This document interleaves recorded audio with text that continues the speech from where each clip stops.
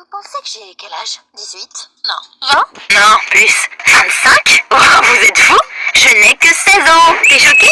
Ouais, je sais, je fais plus vieille que ça. Mon apparence m'a causé beaucoup d'ennuis, puis, eh bien, je vais peut-être recommencer par le début. Voilà à quoi je ressemblais quand j'avais 12 ans. Rien de spécial, n'est-ce pas? J'allais à l'école, je traînais avec mes potes, de Mary Beavers, tous les ans. Mais c'est là que sont arrivées les hormones. Mon corps a commencé à changer. Et genre 2-3 ans plus tard, je ressemblais à ça. Bien sûr, j'étais un peu mal à l'aise, mais maman m'encourageait. C'est normal, tu grandis juste un peu plus vite que les autres. Elle a su me rassurer. L'année scolaire s'est terminée et je suis allée au camp Mary Beavers comme d'habitude. Je n'avais aucune idée de ce qui m'attendait. T'as l'air trop vieille pour être ici. La fille s'appelait Lara et elle a transformé ma vie en un enfer. Et seuls les enfants de moins de 18 ans sont autorisés ici. J'avais l'air beaucoup plus vieille que tous les autres enfants. Mais on avait le même âge. Kim, tu devrais t'asseoir avec les animateurs. Lara a gâché mon été. Quand je suis rentrée chez moi, j'étais au bout de ma vie et je me sentais pas du tout bien dans ma peau. Heureusement, mes camarades de classe s'en fichaient de mon apparence. Mais malgré ça, j'ai quand même essayé de ne pas me faire remarquer. Jusqu'au jour où on nous a dit qu'on devait faire un contrôle de littérature pour lequel personne n'était prêt. Les gars, faut qu'on fasse quelque chose. Madame Oldman va nous faire rater notre année. Qu'est-ce qu'on peut faire? Il nous faut un miracle. À ce moment-là, la porte s'est ouverte et notre prof est entrée dans la salle de cours. Madame Oldman était très vieille et ne voyait pas bien. Bonjour, qui êtes-vous, mademoiselle? À ce moment-là, j'ai pensé au film Attrape-moi si tu peux. Tu l'as vu? C'est un film où Leonardo DiCaprio joue un élève qui fait semblant d'être prof et il donne des cours à ses profs camarades de classe. C'est un film incroyable en vrai. Je le recommande carrément. J'ai tout de suite su ce que je devais faire. Madame Oldman, je suis une nouvelle enseignante ici. Ne vous inquiétez pas, je vais veiller sur eux pendant qu'ils font le contrôle. Vous devriez vous reposer dans la salle des professeurs. C'était tellement inattendu que tous mes camarades de classe sont restés la bouche grande ouverte. Oh, vraiment, c'est merveilleux. J'ai bien besoin de repos. Après son départ, on a voulu crier de joie, mais on s'est retenu. J'ai donné des bonnes notes à tout le monde et on a passé le reste du cours à discuter de ce qui s'était passé. Kim, tu peux m'aider? Je fais de l'escalade et je me fais harceler par les garçons là-bas. Bien sûr, c'était fun. Je suis allée à l'escalade avec ma camarade de classe et je suis allée voir les harceleurs qui sont tout de suite partis la queue entre les jambes. Vous faites du mal à ma nièce? Non, madame. On ne recommencera pas, madame.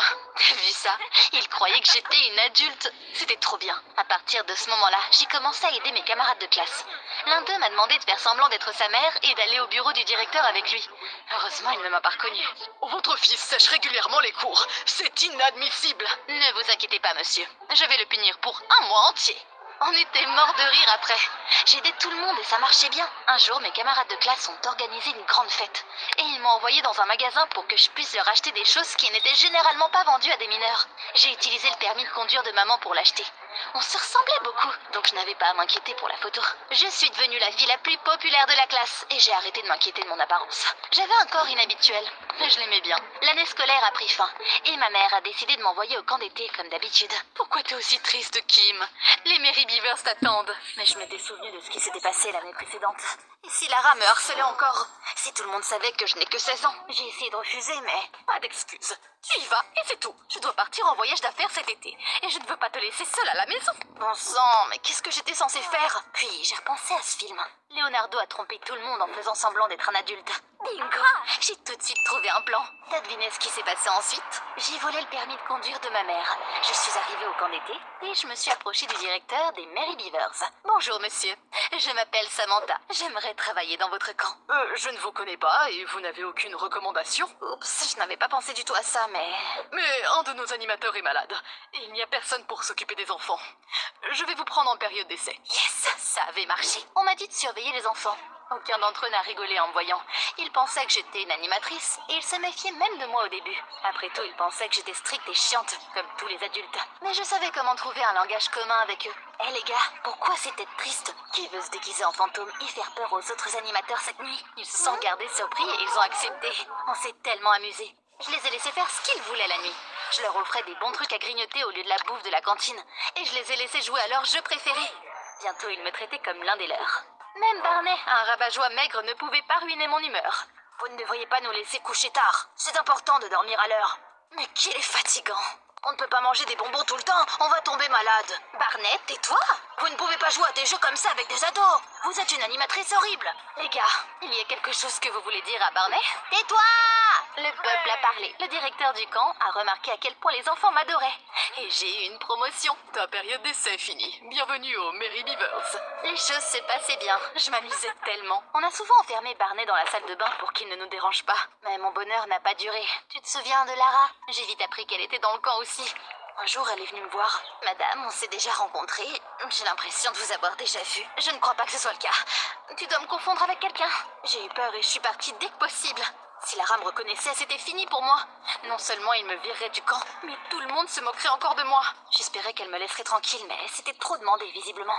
Madame, vous avez des frères et sœurs plus jeunes? J'ai juste un visage commun. Je t'assure qu'on ne s'est jamais rencontrés. Lara ne me laissait pas tranquille. Je ne me reposerai pas tant que je me souviendrai pas où je vous ai vu. J'ai dû trouver un moyen de l'éviter, et c'est ce que j'ai fait. Les gars, j'ai une idée. Qui veut faire du camping? Juste pour quelques jours.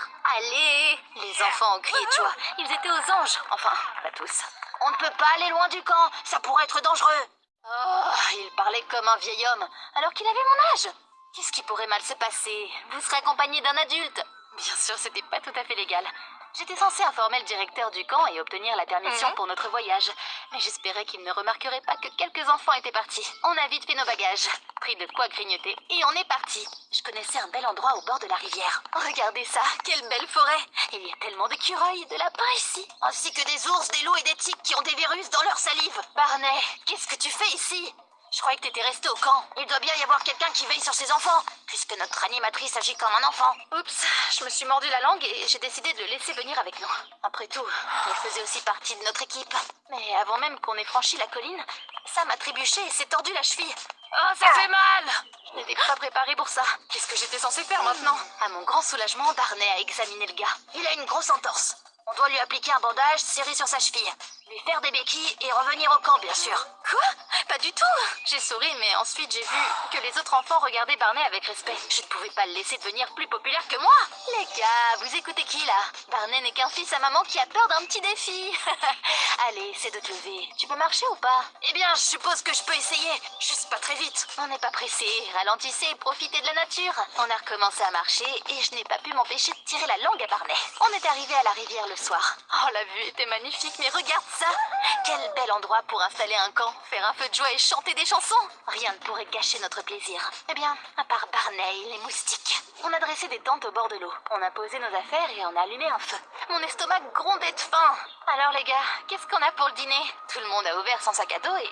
on avait vu qu'on n'avait rien à manger. Rien du tout. Ils avaient mangé toutes les collations sur le chemin. Oh, j'aurais dû m'y attendre en vrai. Vous êtes censé prendre de la nourriture en conserve, des pâtes et du thé au lieu de chips et de popcorn. Barney, t'es pire que les moustiques. Ça fait quoi au pire de ne pas avoir pris de la nourriture? Il y en a plein autour de nous. Des champignons, des baies, des noix. On n'aura pas faim très longtemps. Vous ne pouvez pas vous attendre à ce qu'on mange des plantes inconnues quand même. Un mot de plus, et je t'enferme dans un sac de couchage jusqu'à la fin de la randonnée. Tous les enfants ont couru dans la forêt, et ils sont vite revenus avec des sacs à dos pleins de nourriture. On a cuisiné des champignons et mangé des baies. C'était pas délicieux, mais... c'était pas comme si on avait le choix. La nuit, j'avais mal au ventre. J'ai couru hors de la tente, et j'ai vu que les autres enfants ne s'en sortaient pas beaucoup mieux. Barney m'a regardé avec reproche. Je l'avais dit. Sam a aussi commencé à pleurnicher. On a examiné sa jambe et on a vu que sa cheville était maintenant extrêmement enflée. Je l'avais dit. Ça m'a fait paniquer un peu. Je n'étais pas prête à faire face à ces difficultés et je savais pas quoi faire. Barney avait raison, j'aurais dû l'écouter. Mais mon orgueil ne me permettait pas de l'admettre. Il a soudainement commencé à pleuvoir et il faisait super froid d'un coup. On est rentré dans la tente et on s'est serrés l'un contre l'autre. Oh, j'ai tellement froid. C'est parce que notre animatrice n'a pas regardé la météo avant de nous emmener camper. Je voulais dire quelque chose de sarcastique, mais je me suis rendu compte que j'avais vraiment foi.